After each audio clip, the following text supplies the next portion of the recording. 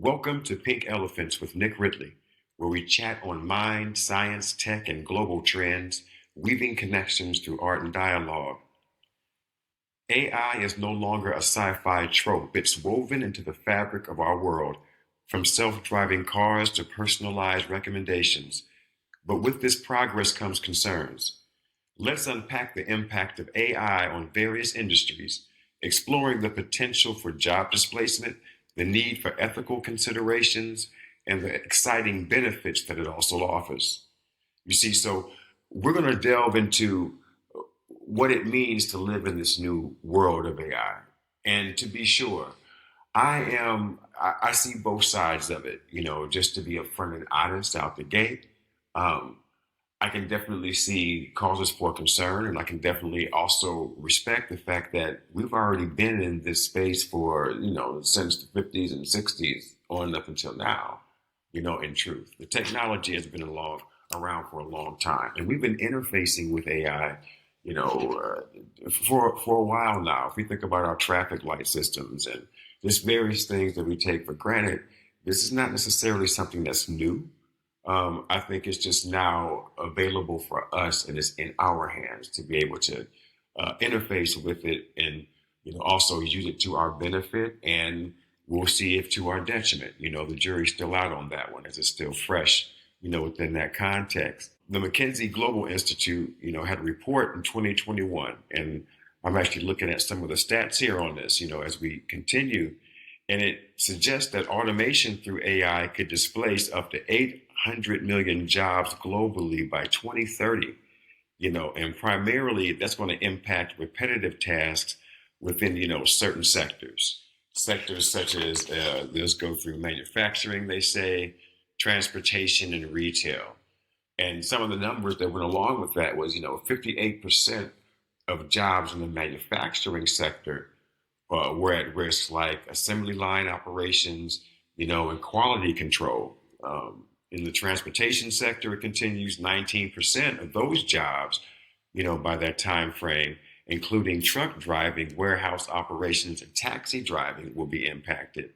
And in that retail sector, 11% of jobs will be lost, encompassing, cashiers, stock clerks, data entry personnel, and the like. Now, as I say this, we have to also realize that in every new development across the course of history, it also creates new opportunities. So the pink elephant, I guess, before we continue, because I don't want to be all data heavy with you, but I think the pink elephant could be posed in the form of a question of, where do I fit in with all of this? And an attaché to that will be, and what is the game plan, from a macro level, a policy level, in helping and assisting us to integrate with this new world that we're interfacing with, especially post COVID, post the lockdowns, where there is a new normal. There's new, it's different now, just from how we interface with ordering our food via Grubhub, via,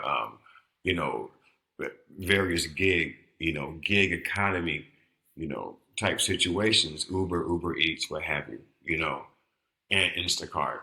So, those things, these type of new developments bring about these new opportunities as well. So it's not necessarily a doom and gloom thing, but I definitely respect the fact that, that's a lot of jobs, and that's, like, once again, that's from the McKinsey Global Institute report in 2021, 800 million jobs globally by 2030 in those three sectors we talked about. One more, I think, interesting stat, and this is according to the World Economic Forum's Future of Jobs report in 2023. It says that, while 42% around of existing tasks will change significantly due to AI, new job opportunities will also emerge, as I was speaking about earlier, particularly in these fields that require creativity and critical thinking. It says that 46% of growth projected for jobs like designers, architects, marketing specialists is going to grow, as well as problem solving and social skills type industries. 36% job growth projected for jobs like nurses, teachers, and therapists. So I think that, from a problem solving perspective, one answer to the how do I integrate or how can I integrate in this, depending upon where one is, are in those sectors as well. Skill based ones, nurses, teachers, therapists. And I would even go as further as to say definitely the trades. If one has a skill period to do something, to make something, to fix something, to install, to create, that's tactile, meaning that it can be held. You know what I'm saying? It's not necessarily something that's ambiguous or things of that nature, but real world, skills that everyone needs. Those sectors are not going to go away. Electricians, we're going to still need those. We're still going to need plumbers, flooring installers, you know what I'm saying? Solar installers, just, and the like. Those will never go away. And those type of industries, irrespective of what one's orientation may be, are open and are of need, So I think that, and AI also integrates in those industries as well in terms of the tools that's used, in terms of just estimating things from beforehand, streamlining the process. You know what I'm saying? So, even in those industries, we've been interfacing with that for a while now too, and I'll continue. Um, and the U.S. Bureau of Labor Statistics, they project that occupations requiring in-demand skills will experience faster than average job growth through 2030, while routine tasks decline. So basically, from what I'm getting from this is think of AI as just the mundane things that we do. Picture one of those vacuum cleaners that a lot of people have now that, is automated. It cleans itself, over hard surfaces or carpet.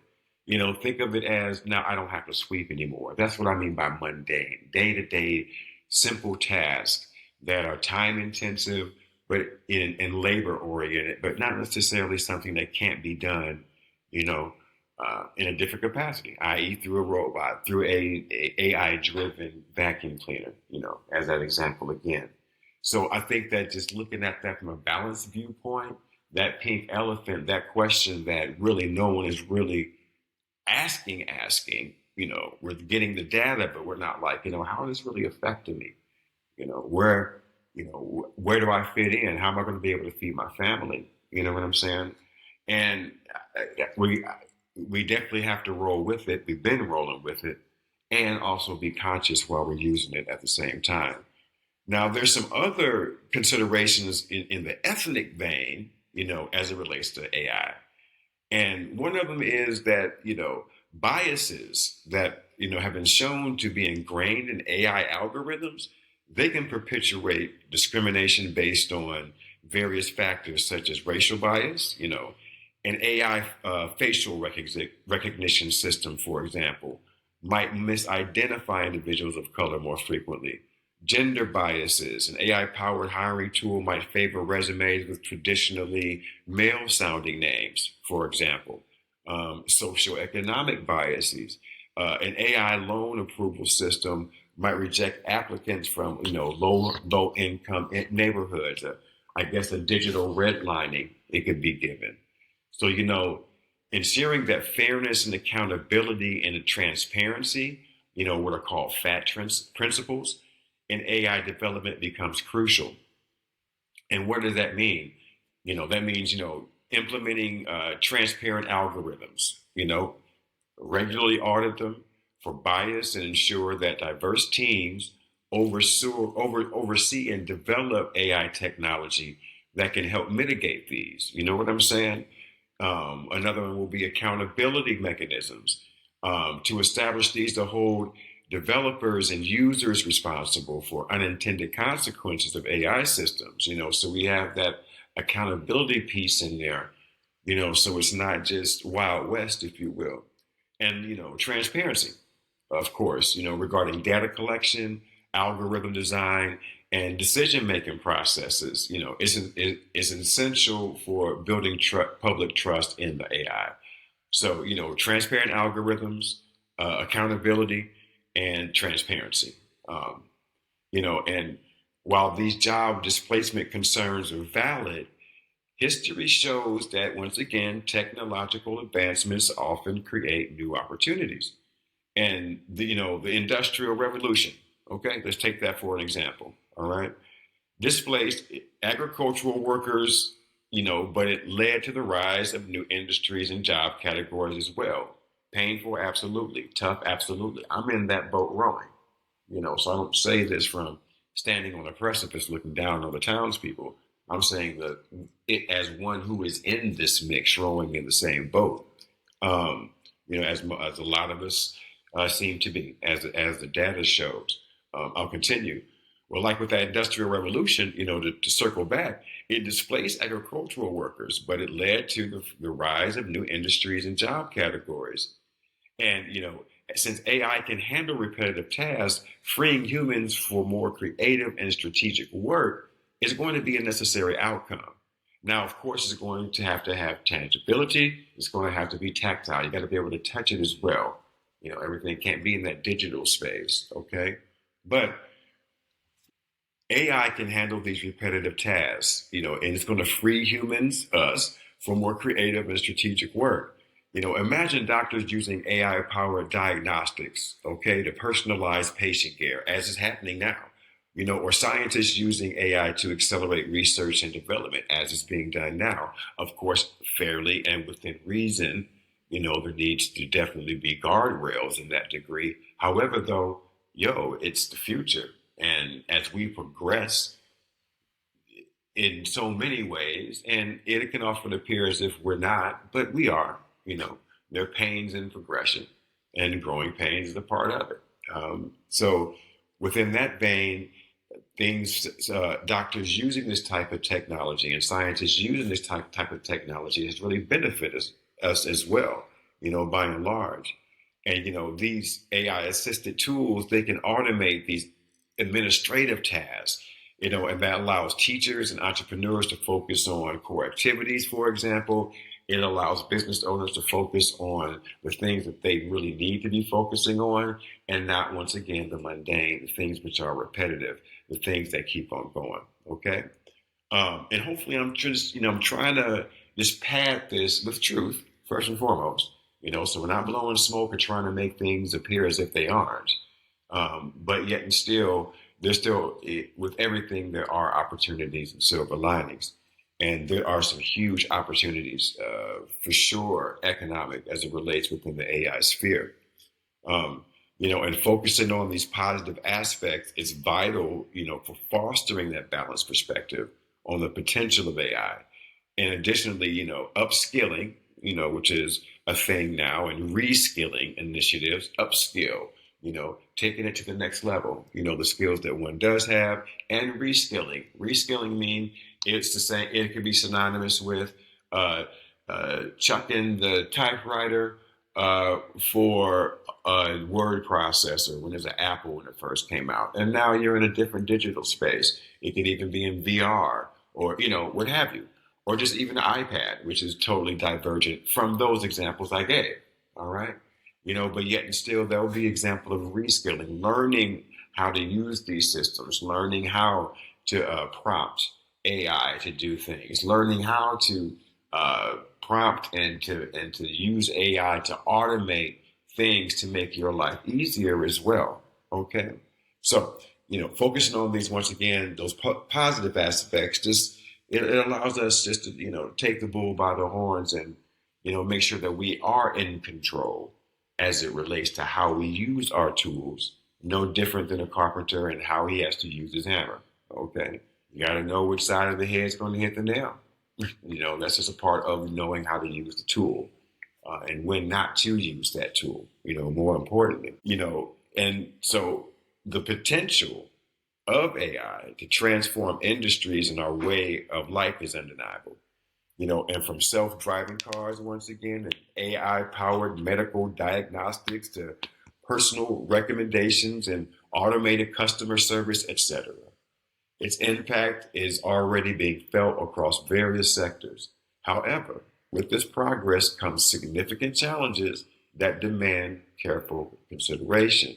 All right? And once again, that job displacement, the ethical considerations, and beyond the hype of, the human AI partnership, because it's important to move beyond sensationalized narratives and Adopt a balanced perspective. While this job displacement concerns are valid, focusing solely on the negative aspects from repetitive, you know, from an incomplete will show an incomplete picture.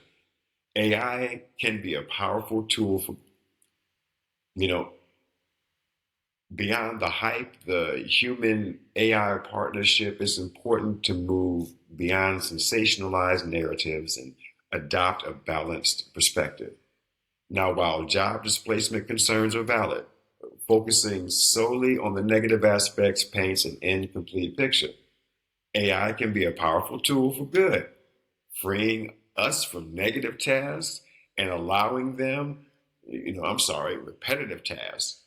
Now, my personal experience with AI is I do use it.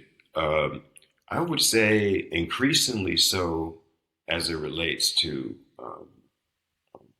a, a lot of the administrative work that I do, to be honest, and that the key has always been in just always being clear on what I want to get out of whatever I'm asking it to do, I guess you can kind of say. And that has worked really well.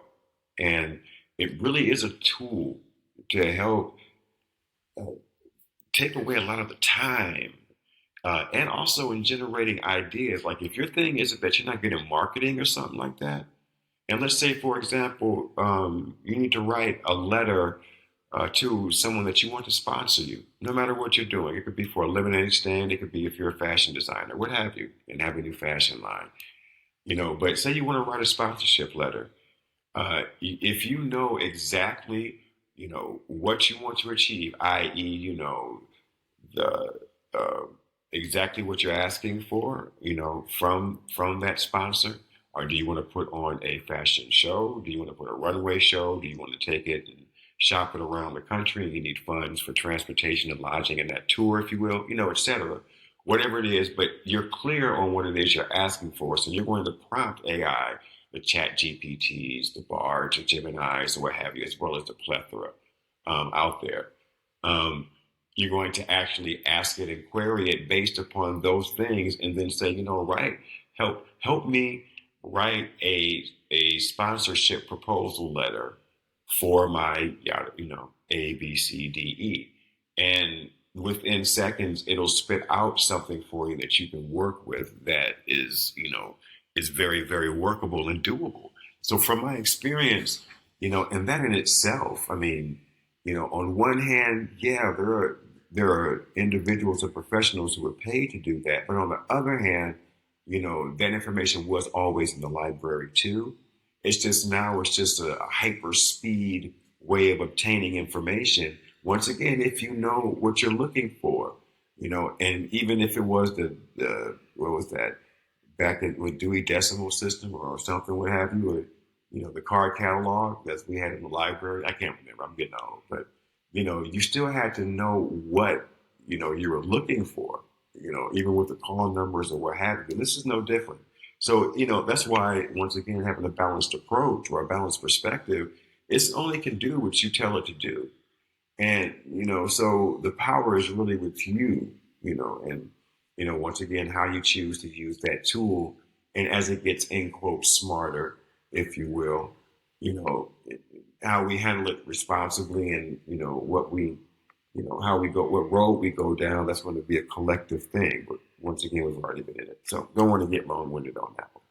Now, I will also add that in using AI for administrative tasks and things that I do, mainly artistically within my artistic profession and teaching, um, I will say that those safeguards I was speaking about, or those guardrails on using it responsibly and that nature, I don't use it to generate my art. Have I played around with things like Dolly and various different AI art generators? Absolutely, because it's like it's amazing. I got to keep it 100. It's amazing. You know what I'm saying? It's magical even. So, I definitely look at it for the entertainment value. And sometimes it'll give me a color swatch. It's an idea. No different than if I go to a park and see a lily in the field or a certain shade of brown on some bark on a tree. I'm an art geek right now, but that's how it be. Those things are thrown in the artwork. It's inspiring. It's that inspo, that I personally, glean from. So I don't want to make it seem like it's better than or less than, or, but yeah, I definitely look at it sometimes and play around with it to see what it does, conceptually, but in actually creating the art or manipulating the art or making the art work, then yeah, it's got to be, I keep it old school in that regard. I have to be in it. I can't just let it create it for me, and even though it's dynamic, the art that it's generating and photorealistic and just, the collages, just all that it can do is just, like I said, mind boggling and only limited by one's imagination, which is what makes it so magical. It's just truly like a genie in a bottle. At the same time, there's still something about the human energy, uh, the human element. And once again, it's still generating what you're telling it to generate. So, you know, it, putting that context from a balanced perspective, just want to keep it clear though that I do have also guardrails, personal ones that I impose on how I interface and engage with and benefit from AI. Now, in terms of policy, I think it's imperative that we implement, create and implement programs, STEAM, if you will, that also integrate AI systems and how to integrate with those systems in our education systems as well, in our institutions because it's a real thing. And I say that in the context of because there's a real digital divide. You know what I'm saying? Like there's a lot of individuals who can't afford to engage with the web, as others may be able to. Uh, very, very, very real limitations. May not have the economics because they can't afford Wi-Fi at home, especially in this inflationary environment that we're in where everything costs more. I think I saw something yesterday. We're going to go into that in our third segment here. I don't want to, no spoiler alert, nothing like that, but, we're going to go into those realities of inflation and how it's affecting the average individual, if you will. And this is, notwithstanding it's the same, this is affected as well. Can one, afford to pay Cox or what have you, that's an internet provider, whomever that may be, you know, to pay that fee per month in order to be connected? And, or is, the grocery bill went up 33%, to go back to that data I was about to speak about. Housing went up 40%, in the last 3 to 4 years. I mean, across the board, 2 years, I'm sorry. And that's substantial. That's not talking about gas, and, all those costs that we all know that have gone up everywhere and haven't gone back down. That's one thing about inflation is it's not like the prices go back down once inflation goes down. Okay.